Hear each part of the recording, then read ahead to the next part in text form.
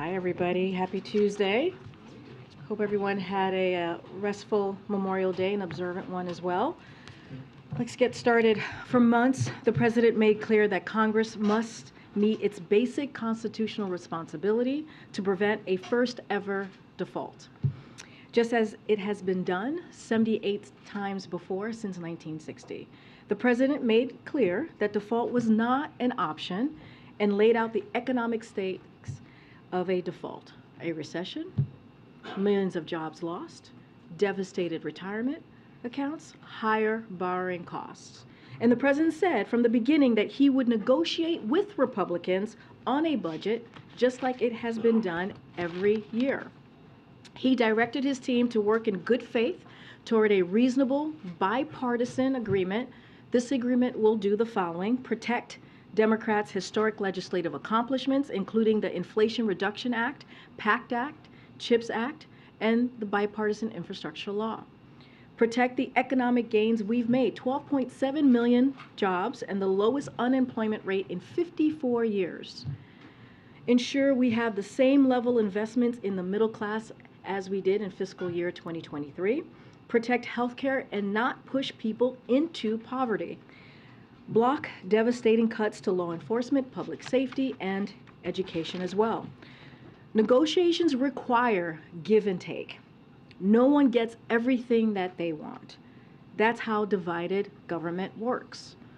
But the president successfully protected core Democratic priorities and the historic economic progress that we have made over the last 2 years. Now, the House and the Senate, it's up to them. They must pass this bill so that the president can sign it into law, and so that we can continue to build on those very historic economic progress that I just listed out we've made under this president's leadership.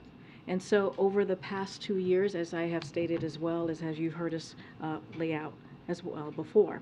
Now, without further ado, I have the OMB Director, the Director Office of Management and Budget, Shalonda Young. Director Young is here, and she's happy to take your questions. And thank you for all of the work that you've done these past 2 weeks, or several weeks. I will see my child again. And I do have a small confession to make. I'm also out of clean clothes after these last couple of weeks. So I think I ran into Annie Linsky with Wall Street Journal and Lauren Egan with Politico as they saw me trekking back to get some clothes to wear with you here today, because I don't have time to do laundry or take anything to the dry cleaner. So that's about how my last 2 weeks have gone.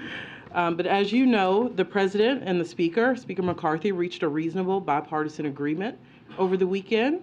As someone who had the pleasure of negotiating this as a part of a great team, I can assure you that this was no easy task to get here. But what was on the line for the American people was real. I know I breathed a little easier. I called my parents, told them to breathe a little easier. That a deal had been reached, and that's what this was all about. It's an agreement that not only prevents the first ever default in this country, but it will protect our hard-earned and historic economic recovery. It will protect our legislative achievements, including the legislation that is creating good jobs in this country. And it's protecting critical programs that millions of Americans count on, that you've heard me repeatedly talk about. I want to be clear. This agreement represents a compromise, which means no one gets everything that they want, and hard choices had to be made. Negotiations require give and take. That's the responsibility of governing. For months, the president made clear, and you may have heard me say this once or twice, that Congress must take action to prevent default. And from the beginning, he said he would negotiate Republican leadership on a budget framework, and that will allow the appropriations process to proceed under regular order, just like we do every year. The bipartisan budget agreement that we've reached protects key legislative accomplishments from the past 2 years, including the bipartisan infrastructure law, the CHIPS and Science Act, the PACT Act, and the Inflation Reduction Act's clean energy corporate minimum tax and prescription drug provisions. It protects programs millions of hardworking families count on. It protects Social Security, Medicare, Medicaid, the Affordable Care Act, safeguarding health insurance for millions of Americans. It fully funds veterans' medical care, including mandatory funding for the PACT Act's Toxic Exposure Fund at the levels the President proposed in his fiscal year 24 budget. And it protects critical public health funding from being clawed back to prepare for future pandemics and possible COVID-19 surges. This agreement is now with the United States House and then on to the Senate, and we strongly urge both chambers to pass the bill and send it to the President's desk. And with that, I'm all yours. Phil, who just came back from Beyonce from Paris. You did not. It was great. It was my wife's 40th birthday present. It's not bad. I have feelings right now.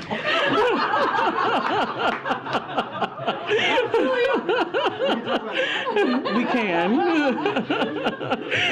I think Phil has feelings too. This is going to be a hell of a segue. The appropriations adjustments, Yep. They're a pretty critical part of the agreement, I think. We know about COVID funds, obviously IRS as well. Can you detail kind of the full scale of the adjustments that you guys agreed to and shook hands on? First, I think it's important to know the appropriations process, hello, former staff director, uses adjustments all the time. They do rescissions, they use emergency money. That is how the appropriations process works. Because we were dealing with the top lines, we thought it important to memorialize some of those adjustment agreements. It does not stop the Appropriations Committee from doing other things they feel is necessary to make sure the appropriations process works. But to ensure that we got to a similar level, close to the same level as this year, we certainly wanted to have an agreement with the Speaker's team about what that was. Because remember, part of this deal is to make sure we have an appropriations process that works. This unlocks that, just like budget resolutions would have. So now we're setting top line here, and when the Appropriation Committee works, you will see them use $22 billion of the COVID relief rescissions, which were taken in this bill. The appropriators will use some of that money to spread around how they see fit. We didn't get into the individual line items in this bill. They will also, as you've heard, use IRS rescissions from the IRA on the mandatory side. Again, we don't dictate how, but they will rescind $10 billion both years, and they will then use that to be reinvested into non-defense discretionary. They will also use other rescissions that the appropriators will decide the mix of, but we agreed on the levels that they could be higher, 10 billion higher than last year, and the appropriators will use that. And building on the emergencies used in December, the appropriators will use about 23 billion in emergencies for 24 and 25. And then can I just ask real quick, do you have an understanding of how many votes Republicans will provide in the House to get this over the finish line? Remember, I moved over here. We're going to let the Speaker work with his conference. This is what I miss about the House, though. This is a fun day over there. Lots of meetings. I'm sure it's very interesting and has a lot of energy. But we're going to leave that to them to work out the votes and how they get there. We know we talk to them in good faith. They talk to us in good faith. But now it's their chance to talk to their members. We from here are making sure members know what's in this bill. Education, education, education. But look, I know a lot of members of Congress. What you don't do is call and tell them what to do. You educate. You say, let me know what you need to know. What's in this bill, how it's written, how it's going to be implemented, and we're here to answer you. Thanks. Two questions. First on SNAP. Karine just said that one of the President's priorities was not to push people into poverty, but as this bill is written with the adjustments and the work requirements in SNAP, Republicans estimate 700,000 Americans are going to lose those benefits. So can you square that circle? How? Yeah. The President said to me, said to the rest of the team over and over, he would not increase poverty in this country. So while, yes, there will be a phase-in to add age up to 54, remember, we also got new exemptions in this bill that both parties agreed to do. We will have exemptions from 18 to the new population of 54. So not just a new population, but these new 3 exemptions will go from even the existing population. So some people who have these requirements now will no longer, if they're homeless, if they're veterans, if they're foster youth aged out of the system up to 24. So the analysis is being finalized, but we believe those who are off of those requirements because of those exemptions will be about the same number as those who are phased in on age. And you have to remember this. This entire SNAP change is sunset in 2030 to give Congress a chance to see how the new exemptions work and how the new ages work. And they can opine in a future farm bill if these changes have made a difference in the SNAP program. But do you know how many individuals would go off the program right now, off government assistance right now, who are not eligible for those? So we think it's about the same number. I don't want to give you a number until the analysis by USDA is done, but the range is about what you said, but it's also the same range of people who will take advantage and who qualify for the new exemptions. So those numbers are going to be very close to each other, meaning a wash in those affected who go on and who are phased on over years, and those who come off of the requirements. Different topic real quick. Can you explain a little bit how the Mountain Valley pipeline made it into this bill? Was it at the White House's request? Obviously, it's been a Senator Manchin's priority here, but he wasn't in the negotiations. So how did it make the agreement? Well, I believe what you're talking about is part of the permitting piece. We all thought permitting would be a part of this package. We all have an interest to make sure these projects move faster. I talked about the bipartisan infrastructure law. One of the things we're focused on here is what can we do to get that money out faster to ensure that these projects really happen in an expedient manner. That's why we've been for permitting. And the project you talk about is part of the permitting piece that we knew would be in the final legislation. Thank you so much, Shalana, for doing this. The chair of the Progressive Caucus says that it's really unfortunate that you are expanding the work requirements for this particular age group. She says it's terrible policy. I know that you've been working the phones, speaking to a number of members of, I assume, the Progressive Caucus, trying to convince them that this is good policy. Is she right about that this is bad policy? Look, I won't get into individual member opinions because I think I told Phil or someone else, my job is to tell members what's in the bill. You get into trouble when you try to tell members what their opinion is. Every member should have whatever opinion. Our job is to say, this is what's in the bill. This is how some of the worst things Republicans wanted were mitigated. And by the way, you heard me answer on SNAP. There's a very real possibility when we see the numbers that the number who are phased in, who have new requirements on SNAP, is offset by the number who will now be covered under the new exemptions. And then I heard what you're saying about Mountain Valley Pipeline and about permitting, but this is one project that takes up about 25 pages of a 99-page bill. Why was it so important to spend so much time on this one project? I think we've been clear about our position on permitting. We worked with senators to try to get permitting done last year. We will continue to get more permitting. This was a small piece. It was a start of a longer process that both parties know we have to do, especially to get clean energy projects going. And I don't think it's a surprise to anyone that permitting was a key part of a compromise piece that both parties know we got a little done here, but we'll need to get more done later. When you think big picture and you reflect on these talks, what lessons have you learned about how this speaker and this Congress negotiate? Lessons that may be applicable going forward? One never looks the same as the other.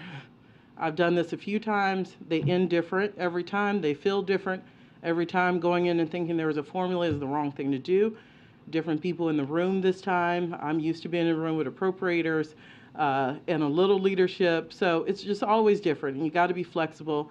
The most important thing is to know what they have to have. You have to be clear about what you have to have. I want to know their value statements, and they need to know mine. And we have to find a middle ground. They shouldn't have to compromise their values, and neither should we.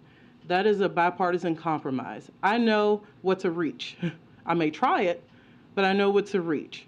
They try with me to see maybe if I'm asleep or not, But at the end of the day, we both have to find a way to protect each other's core principles, like not increasing people going into poverty in this country.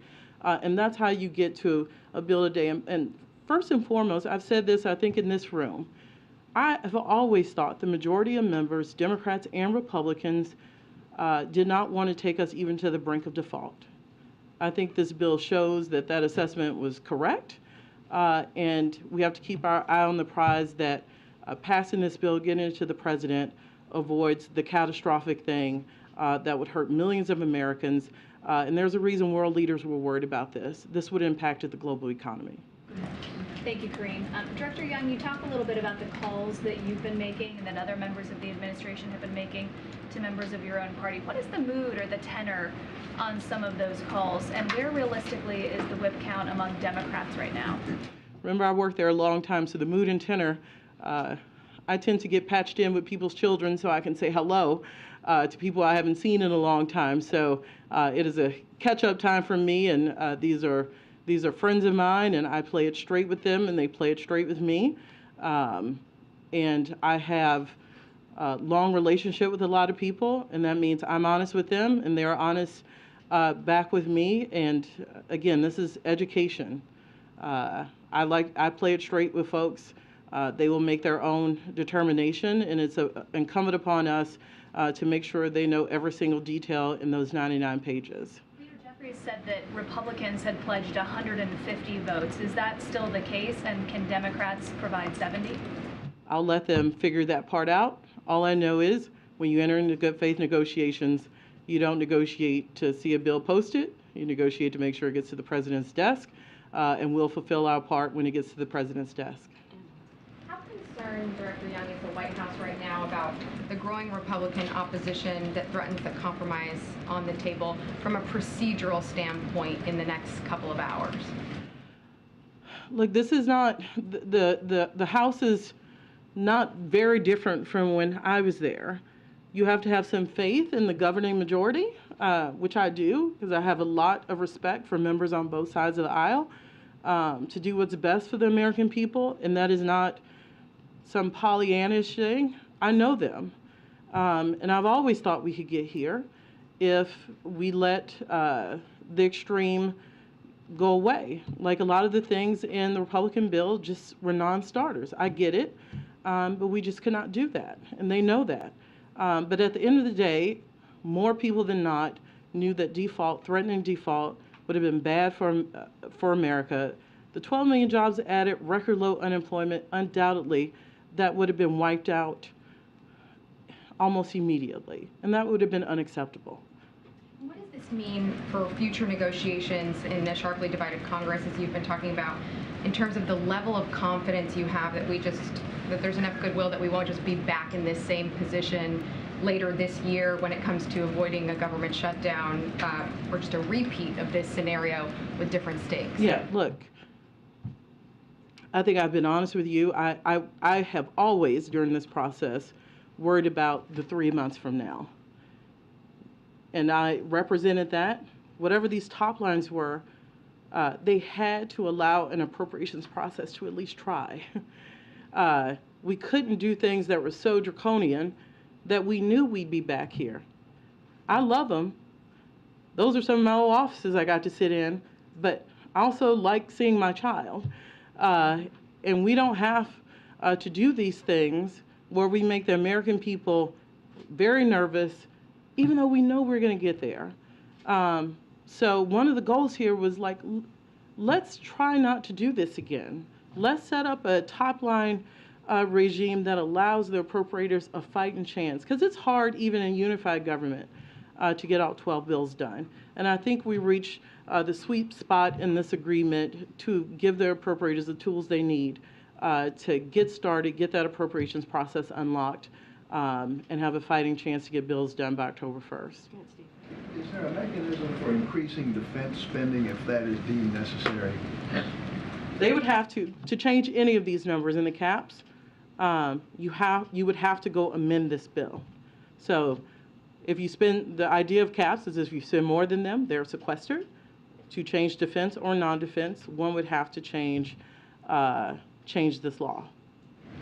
Good, Ken. There's been some suggestion that the X date might move around in the final week. A Republican member said he'd heard it could move to June 8th. He knows more than I do. He knows more than I do then, because I don't have that indication. In terms of Ukraine funding, do you expect this bipartisan deal to have any impact on the administration's ability to get more funding for Ukraine? I do not. In the months we've said. I do not. Thank you.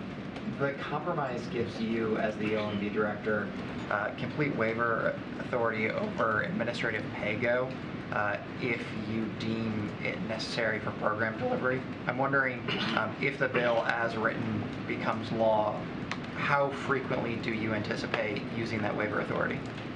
Look, it's impossible to know the frequency, but I do know we negotiated all of this in good faith. We will follow the processes laid out in the law on pay-go, and if that waiver is deemed necessary to make sure President Biden's agenda is carried forward, we're going to use that authority. But we will have a process to follow the law as it's written. Thank you. Thanks. Can you explain to student loan borrowers who might be confused about what's been agreed to here, how the Supreme Court decision may implicate that, and explain the President's continued commitment to forgiveness now? Yeah, thank you. Because I want to be clear, because as someone who owed a lot of money once upon a time in her life, people need certainty here. There are the court cases, which this bill does not deal with, so that continues to be where it is. Supreme Court will opine on the President's action to forgive $10,000 in student debt and $20,000 for those with Pell Grants. But in this bill, even though House Republicans' bill sought to do away with that, we saved it in this bill. So there's nothing on that in this bill. We also protected the income-driven repayment rule, which if anyone has had student loans knows it did not work as intended, and this rule is intended to really tie payments to true income. Like, it matters to people whether they pay $50 or $500 a month. The big balance matters, but when I was a young person starting out this town, if you asked me to pay $200, then I probably ate ramen noodles. If it was $50, maybe I could go out a little. So that balance, this is an important rule to make sure people have a little breathing room every month, and that was protected in this law. The one thing is this bill does end the payment pause, but very close to the time frame we were going to end it as an administration when it comes to repayment. Yeah, you talk about this as a compromise. I'm wondering if you could talk about what you lost on. Look, when the American people win and we avoid default and retirement accounts are not in flux and the global economy is not crashing, I'm going to call that a win every day. You know, individual people have issues with different parts of the bill. You've heard some of your colleagues bring up concerns that some members have. I have to look at what was our ultimate goal. And we are in divided government. This is what happens in divided government. They get to have an opinion, and we get to have an opinion. And all things equal, I think this compromise agreement is reasonable for both sides. And that's what we sought. Protect the American people from the worst possible outcome, first ever default. Allow Republicans to have some curbing of spending, which is flat line for non-defense discretionary, and we move on and get an appropriations process that works. And I think that's a good middle ground. Just one more. Given that this process brought the U.S. to the brink, and this process isn't quite over yet, has there been any reconsideration of doing away with the debt ceiling at some point? Is there, you know, late at night when you had no laundry or at other times, where is the administration thinking on the usefulness of having a debt ceiling? Right now, I'm thinking about how quickly this can get to the president's desk, and we can avoid default, and not only avoid default for a little while until 2025, which is what this bill does. And it does give us some breathing room not to enter into these chaotic circumstances which would bring uncertainty to the American people. That's where I'm focused. Director Young, progressives would say that you lost on several provisions: permitting reform, work requirements, spending cuts that they view as harmful. Congresswoman Jayapal said today that the CPC wants to immediately sit down with the president and talk about what the next 2 years are going to be like. So does the White House feel, as a result of the way this process played out, that it has some work to do with repairing relationships with progressives, and would the White House also like to set up a meeting like that? Look, I don't do the president's schedule. I'll let other people opine on who he will meet with and when. What I will say is I've worked in many divided government situations. I think this is where you would expect a bipartisan agreement to land. It's just the reality. There's not unified government. They have ideas. We have to listen to them. We have to talk about it. We have to find a place that is not harmful for the American people or try to stave off the worst. I think we did that. And so we have to look at the big picture. That's what I'm going to do over the next 2 years. What can we do to find common ground, work together? This president has a history of bipartisanship, including over the last 2 years, including on veterans, PACT Act, and bipartisan infrastructure law.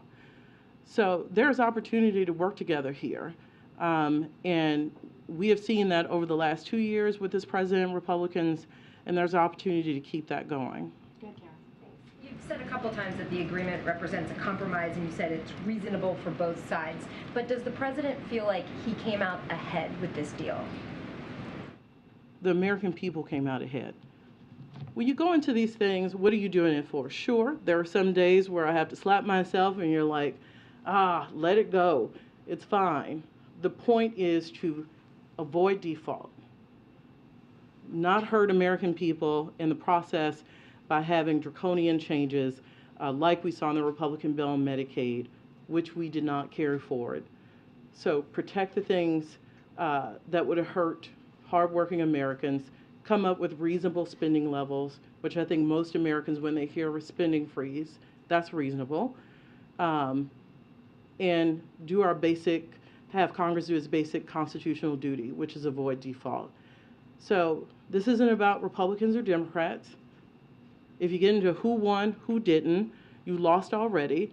When you're talking about default, it is the American people won today, especially when it gets to the president's desk, because we have avoided what would have been absolutely catastrophic. Look, we've seen government shutdowns, and I think people understand what the feel is. Thankfully, we have not seen default in this country. So when we talk about catastrophe, since we have not seen it, have not felt it, I think people think it's a little hyperbole. It is not.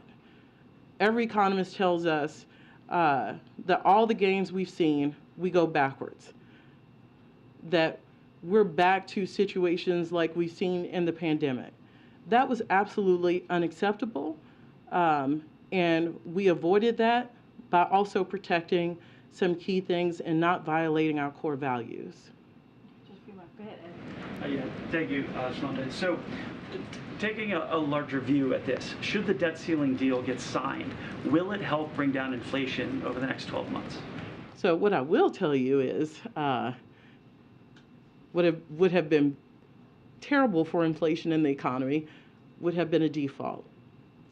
We have seen a moderation. I'll let the credit agencies have not moved down the creditworthiness of the United States, but we needed to make sure we got a deal before that happened. We have done that and hopefully staved that off. But this is exactly why, because we risk overturning the gains we've made in inflation. It's not low enough, but it is moderating. And my fear was even if we got closer and certainly defaulted, we would have been in a situation where we lost jobs and lost the gains we've made in tackling inflation. But with this deal, is this an admission by the president that maybe the government spent too much money over the past 2 years? What I'll say is we're in divided government. And both sides have thoughts about the trajectory of the country of spending. This president takes a backseat to nobody on deficit reduction. 1.7 trillion reduction in the first 2 years. He presided over that. His budget put forth a plan to reduce the deficit by $3 trillion more. He also made the case over and over in this conversation that if you really want to do big deficit reduction, where's the revenue? Where are the high income earners putting more skin in the game? But this is one part. We're not going to give up on our revenue proposals. So while this will change the trajectory of spending, when you see the CBO, when we all see the CBO report, when it comes out, where we really need to make headway is on our revenue proposals, which has long-lasting deficit reduction abilities and just structural change to change the unfairness in the tax system.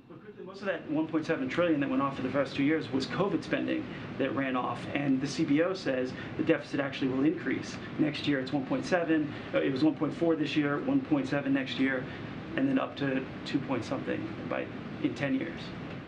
Well, that assumes this president did not preside over getting COVID under control, that it was an accident, that he managed a vaccine program that was highly successful. Had we not done that, what additional measures would we have needed to ensure that more Americans did not die needlessly from the COVID pandemic? So I get the argument. You didn't need COVID spending anymore, so you shouldn't take credit for deficit reduction. Well, he got it under control. He used the tools Congress gave him in the American Rescue Plan to get this virus under control and stave off the worst of economic scarring. The rebound we have seen since COVID is not comparable to anything, including the economic recession we saw when he was vice president. So this is not by accident. This president managed COVID, he managed the economic fallout, and that's why you've seen 12.4 million jobs added. Thank you very much, Karine. Director, I have two questions, one about this current set of negotiations, and then a separate question, if you'd indulge me, on the president's broader budget priorities. It seems to me in the context of these negotiations that the White House has been clinging to a fiction, which is that this deal only was negotiated on the basis of the federal discretionary spending, and that the president, who promised all along that he would never negotiate on the debt ceiling, didn't do so in these negotiations. That's false, right? The president and his team, you included, did negotiate on the actual debt ceiling itself and not just the federal discretionary spending, correct? If you're asking me what was said in a room, I'll be very clear. The debt ceiling was what did I say earlier? I don't like to use the word red line, but the debt ceiling had to be taken care of for a long period of time. I'm not sure what you call negotiation, but it was certainly a declarative statement from this side of the table. So maybe you call that negotiating. I call that a statement of fact and a statement we weren't leaving the room with. So I'm not quite sure I would call that negotiating. The debt ceiling had to be lifted, and it had to be lifted for a long period of time. You see this bill lift the debt ceiling until 2025. You can call it a negotiation. I call it a declarative statement, and that was our position, and that's what's in the bill. On broader budget priorities, the president likes to say, we've heard Karine say many times, show me your budget, and that will show me your priorities. No one is more conversant with this president's budgeting priorities than you. Based on the budgets he's put together so far as president, would it be accurate to say that President Biden has been governing from the center, or would it be more accurate to say, as Republicans would, that he's been governing from the far left? The president does his own politics. I'm his O&B director. What I will say is that his budgets absolutely show who he values. And it is working families in this country, it is the middle class in this country. This is a president who has put out a tax fairness system in all of his budgets. This isn't a new thing. This is the third budget this president has put out. The third time he has said the tax system in this country is not fair, and he means it. That's why you've seen billionaire minimum tax proposals. That's why you've seen him call for the corporate minimum rate to go up to 28.6%. It is not fair to ask working families in this country to bear the brunt.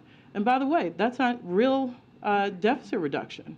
We have to have a fair tax system in this country. This president has put forth 3 budgets that have been very clear about his priorities there. And again, we're not going to give up on those. We're going to keep pushing on those. Last question. Thank you. I was curious, we've heard a lot from Republican negotiators about the tone of this process. I was curious what your takeaway was on the tone of the conversations and where you felt like the toughest sticking points were. And when you walk away from this, is there anything you haven't gotten done that's going to be the next highest priority for you? Look, it was professional. You had people who've done this a long time in the room, certainly with the great team I had to work with. This is a full administration push to make sure this happened. We knew the risk of default if we did not find an agreement here. So it was a very respectful and professional working relationship between us and the Speaker's team he had negotiating.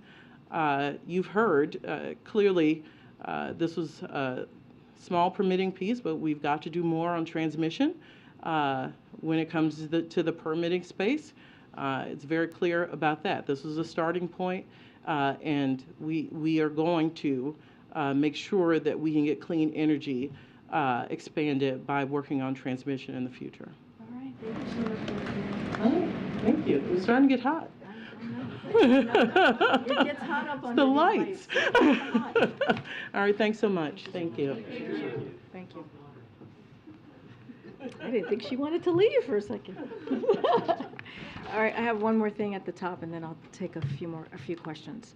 So, as you all saw, we announced this morning that President Biden looks forward to welcoming Prime Minister Sunak of the United Kingdom to the White House on Thursday, June 8th, to further deepen the close and historic partnership between the United States and the United Kingdom. The two leaders saw each other most recently, as you all know, in Hiroshima at the G7, and they have met several times this year, including Belfast in April and San Diego in March as well. During the visit, the two leaders will review a range of global issues, including our shared support for Ukraine as it defends itself against Russia's brutal war of aggression, as well as further action to bolster energy security and address the climate crisis.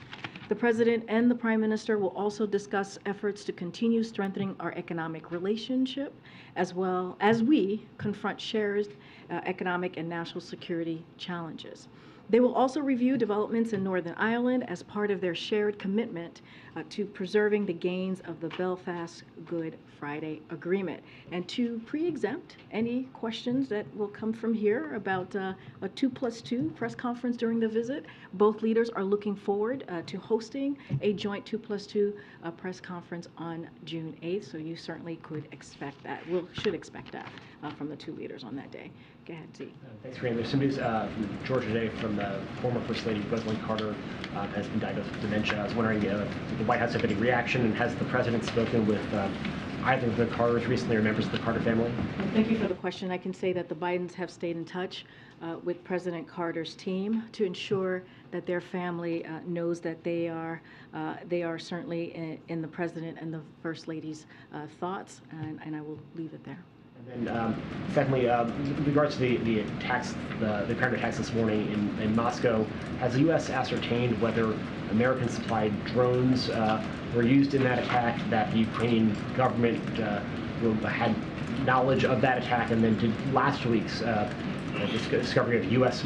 supplied material in Volgograd in Russia does it give the President any concern about continuing to supply the Ukrainian government with military equipment that can be used on Russian soil? So, look, as you know, we've seen the reportings, we've seen the news, and are certainly gathering information about what happened to get a better perspective and some clarity about what happened. But I can speak to this more generally, as you know, and as a general matter, we have said this before. We do not support attacks inside of Russia. We've been very clear about that. We have, we have been focused on providing Ukraine, as you've heard from the President, as you've heard from National Security Advisor and many colleagues from the NSC, my colleagues from the NSC, with the equipment and training they need to retake their own sovereign territory, and that's exactly what we've done for this past more than a year now. And if you look at where we are today, was also Russia's 17th round of airstrikes on Kyiv, just this month alone, the month of May, which we're almost clearly done with, many of which have devastated civilian areas as Russia continues its brutal attacks against the people of Ukraine. So Russia started this unprovoked aggression, this unprovoked war against Ukraine. Russia can end this at any time. You've heard us say this many times from this podium. They can withdraw their forces from Ukraine, and instead of launching these brutal airstrikes against Ukraine and in their cities and on people every day. So we've been very clear about that. Does the president believe that Ukraine risks losing the moral high ground in this conflict if it strikes at potentially civilian targets in Moscow? So look, I'm going to be very clear. We're gathering information. I'm not going to get into hypotheticals from here. We do not support the use of U.S.-made equipment being used for attacks inside of Russia. We've been very clear about that, and we'll continue to do that. And we have been clear, not just publicly, but privately, clearly with the Ukrainians, but not going to get into hypotheticals. We're going to look into, gather information to see exactly what happened so we can get some clarity. But as I said, we've been very clear. Go ahead. Have you spoken to Ukraine about this attack yet? I don't have any calls to preview at this time on any specific conversations that have been had by this administration to Ukrainians. All I can tell you is we've been gathering information about exactly what happened. Separately, what happened with Defense Secretary Austin's plans to meet with his Chinese counterpart in Singapore? So look, as you've heard us say again from here at this podium, it is we value we see value certainly in military to military conversations to responsibly manage a complex relationship and to avoid any misunderstanding or escalation of competition into conflict. We've been very clear about that, and keeping the lines of communication open between the United States and China is a responsible thing to do, is something that we want to certainly continue to have that approach. Anything else, I would certainly refer you to the Department of Defense. Just one more. The president said yesterday there will be a review on engagement with Uganda. How long do you expect that to take? So look, I know the president, as you just stated, put out a statement about this, a pretty lengthy statement yesterday about what we saw from Uganda yesterday. The enactment of Uganda's Anti-Homosexuality Act is a tragic violation of human rights, of universal human rights, one that is worthy of that one is not worthy, to be clear, of the Ugandan people, and one that jeopardizes the prospects of critical economic growth for the entire country. So look, this certainly endangers or poised, the dangers of by this democratic backsliding are a threat to everyone residing in Uganda, including the U.S. government personnel, the staff of our implementing partners, tourists, members of the business community, and others. And so, as we consider, and we, as the president stated in his statement yesterday, additional steps, the National Security Council and other U.S. government agencies are evaluating the implications of this law and all aspects of U.S. engagement with Uganda, including our ability to safely deliver services under the U.S. President's Emergency Plan for AIDS Relief, PEPFAR, as we call it here, as you all have reported on, and other forms of assistance and investment. Again, we're going to review that. We're going to take a look at that, and just don't have anything to share on what that, when that review will be done and exactly what steps we're going to be taking. Just thanks for blowing me up. I know, but I have a question for you. What's your favorite Beyonce song? There's too many to list on camera. Smart answer. Smart answer. Following up on Steve's question about the request for a meeting between Secretary Austin and his Chinese counterpart, is the administration aware of anything that the Chinese want to try and open this line of communication? Where do things stand in terms of if there's a pathway forward, or if this is just the reality from here on out? So look, I don't have any. That's something for clearly the PRC to answer to. What I can say is we understand the importance, and we have been very clear about this for several months. about keeping the lines of communication open between the United States and China. And so we believe, again, it's the most responsible thing to do. And as you know, most recently, the National Security Advisor, Jake Sullivan, had a lengthy conversation with his counterpart about meaningful step forward as we think about the relationship, the U.S. relationship with China. And so, so that is important. Those lines of communication certainly have been open and continue to happen. But look, military conversation is obviously critical as we managed, as I mentioned moments ago, this really complex relationship that we have. And again, to avoid any misunderstandings or certainly avoid what we see as competition into conflict. So we're going to continue to certainly have that approach, but any specifics that leads to, that has to deal with the Department of Defense, certainly I would refer you to my colleagues there. Thanks, Karine. So there are now some 50 amendments and counting that have been proposed in the House when it comes to the budget debt bill. Is the White House position that this bill needs to pass as is? Are you open to some amendments depending on what they are? So look, what I can say is we have a short limited of time here, as we know from the Treasury's letter on when default can happen, which is June 5th. With the budget agreement, we've been very clear. We think this is a bipartisan, reasonable budget agreement that the two sides certainly have come together, and that clearly Speaker McCarthy supports and the President support. And so we're certainly going to leave the mechanics and how this moves forward to the leadership in Congress. But as we see this budget agreement today, as we saw the framework that came out of these really good faith conversations, we're certainly going to continue to share our thoughts about how important it is to get this done for the American people. I'm not going to get into specifics about the 50+ amendments and what it will ultimately look like. But look, this has been something that both sides, again, came to the table in good faith, understanding how important this is to the American people, and that's what you saw. And you saw American people should at least have some understanding or some comfort that government is working for them in the sense of coming forward a bipartisan, reasonable agreement. And what does it say that this Mountain Valley Pipeline, which goes to Southern Virginia, is being opposed in this bill by one of Virginia's own senators, who says this shouldn't happen, at least not this way? So look, as you know, and you guys have been reporting on this, as we talk about the Mountain Valley Pipeline, it was going to move forward with or without this bill. That is just how, that is just fact. This is how it was being held up because of a lot of different environmental concerns. Well, look, the bill doesn't really do much as it relates to that project, to be quite honest. Instead, it preserves the largest investment in climate protection that we have seen in history under this administration. It helps get hundreds of clean energy projects online faster, all while protecting the full scope of the environmental reviews. And so, look, we believe a bipartisan compromise that congressional Democrats can be proud of, and also will accelerate on those clean energy promises.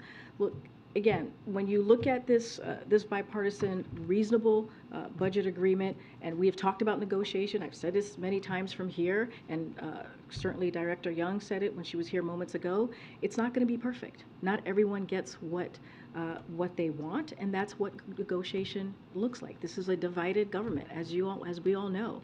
And so, look, this is really important to the American people. We have to get this done. We have to make sure that we get to the other side of these conversations.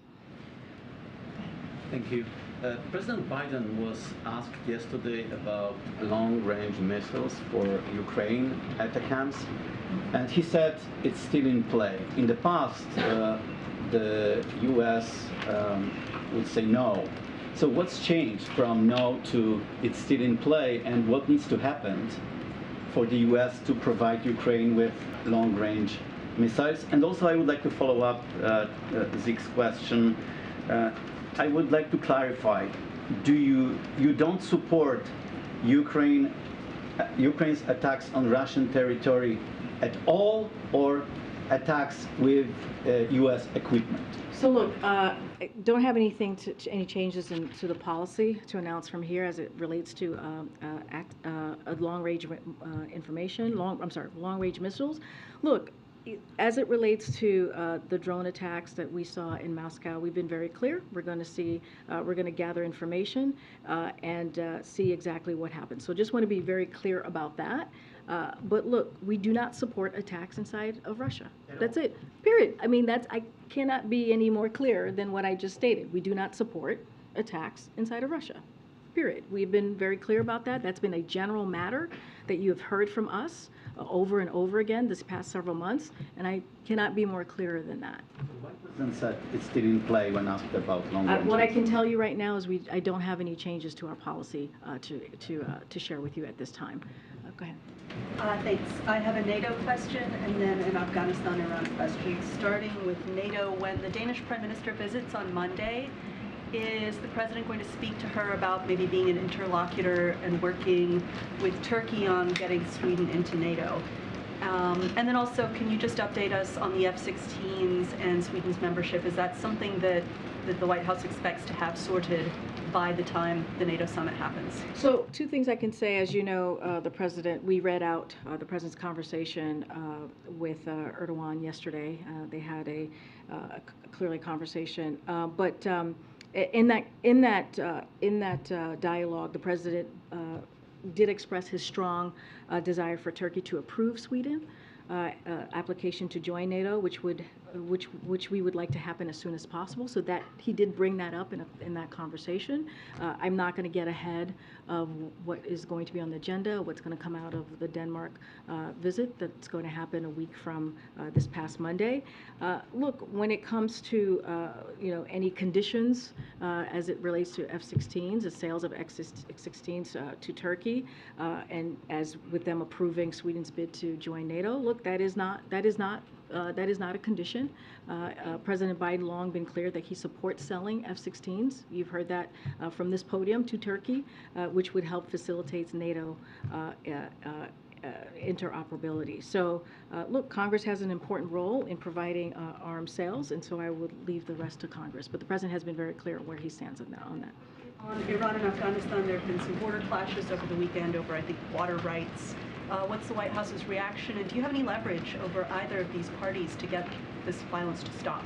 So look, we've been clear about how we see the conflict there. I don't have anything else to provide on what's currently occurring there, and so I'll just leave it there for now. Go ahead, Monica. Can you just let us know a little bit more about the President's engagement on all this, calls that he has made? He talked about reaching out to Leader McConnell yesterday. Is he also making calls to other Republicans, besides, of course, his conversations with Speaker McCarthy on this? And what should we expect in terms of his level of outreach today and tomorrow ahead of an expected possible vote tomorrow night? So a couple of things. I do have some items to share here. Look, the President has been engaging with members of Congress throughout this process, as you all know, and he'll continue to do so.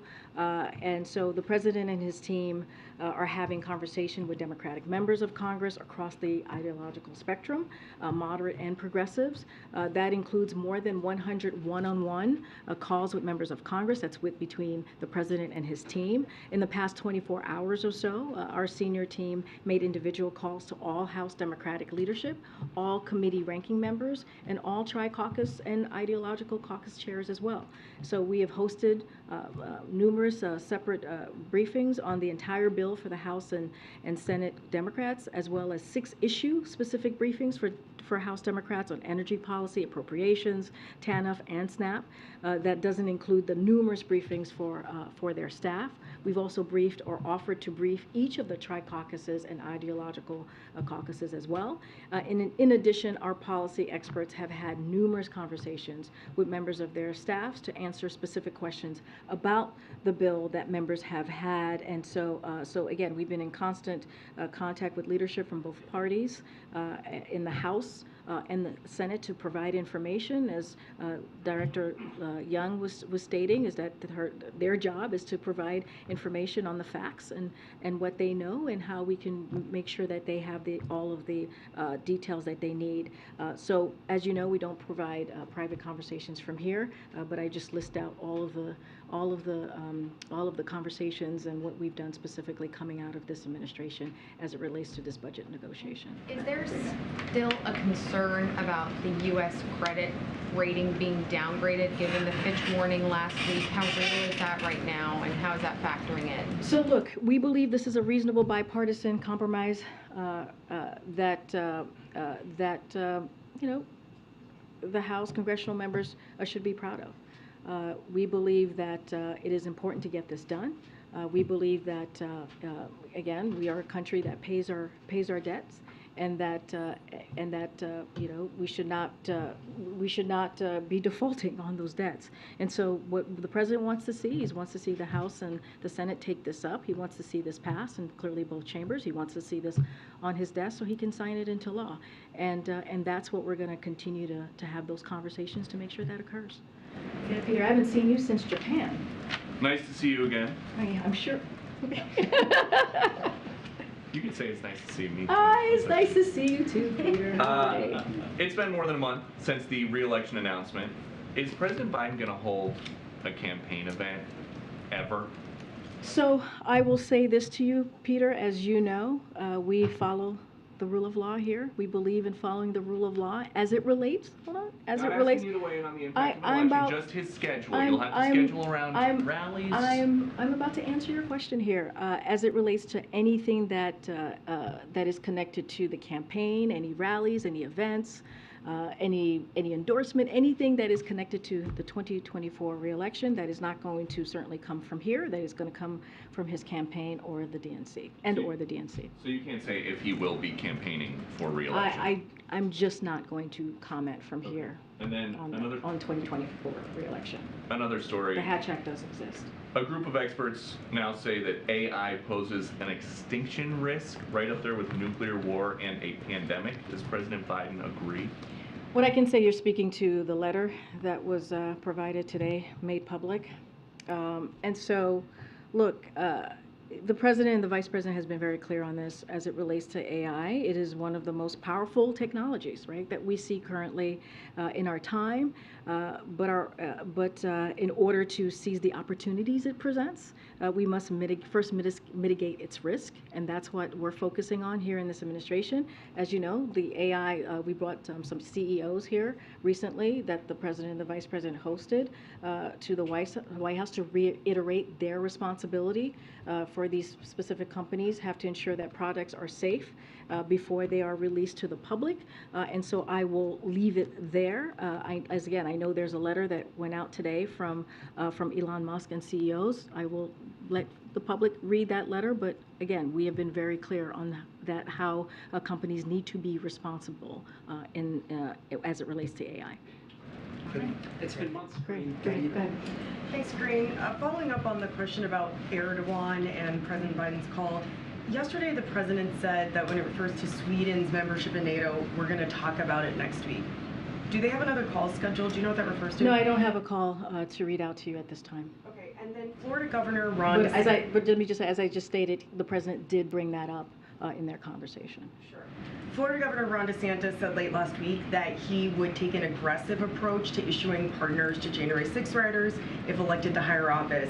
Given the recent sentencings of members of the Oath Keepers, including 18 years in prison for leader Stuart Rhodes, who DOJ called the architect of the plan to storm the Capitol, do you have any comment on that proposed use of clemency? So look, I'm going to be very, very careful because he is a candidate in the 2024 presidential election. So going to be really mindful to not respond directly to the governor in this case. But we've been very clear. We've been very clear. This president has been very clear as it relates to January 6th. It was one of the darkest days in our democracy, and we need to get to the bottom of what happened. As we know, there were law enforcement officers that were injured, that were harmed, and what we saw was devastating. On that day was devastating. So we need to get to the bottom of this, but I'm certainly not going to respond directly to a 2024 presidential candidate. Yeah, okay. One more, go ahead, Arnie. Thank you so much. So Elon Musk is in China today, meeting with the foreign minister, announcing new investments. In November last year, the president said that Elon Musk's relationship with foreign countries are, and I quote him, worth looking at. So is the administration looking at Elon Musk's relationship with China, and what conclusions does it I draw? just don't have anything to add or go beyond what the president said. Okay, thanks, Okay, everybody. thank I'll you. see you tomorrow. Thank you.